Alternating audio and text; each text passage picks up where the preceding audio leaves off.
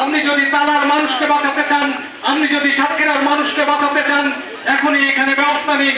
Chairman সাহেব বলেছেন অন্তত 15-20টা এক্সকাভেটর, ভাসমান এক্সকাভেটর মেশিন দিয়ে আপনারা এখানকার পলি অপসারণ করেন। বিভিন্ন জায়গায় যে পাটা আছে সেই নেট পাটা অপসারণ করেন। এটা শুধু সাতক্ষীরার সমস্যা, এটা শুধু তালার সমস্যা নয়, এটা সমগ্র সাতক্ষীরার সমস্যা।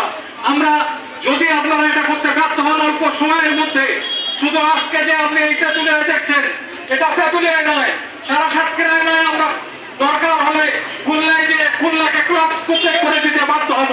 আমাদের জীবনের বাঁচা মারার সংগ্রাম, এই সংগ্রামে আমাদের জিততে হবে। যেমন এই যে কয়েকদিন আগে ছাত্র জনতার যে সংগ্রাম, সেই সংগ্রাম ছিল তাদের বাঁচা মারার সংগ্রাম। সেই সংগ্রামে তারা যেভাবে জয়লাভ করেছে, আমরাও ঠিক সেইভাবে সারা সাতক্ষীরাকে নয়, খুলনা ডিভিশনকে আমরা ক্লোজ করে দিয়ে আমরা আমাদের দাবি আদায় করব।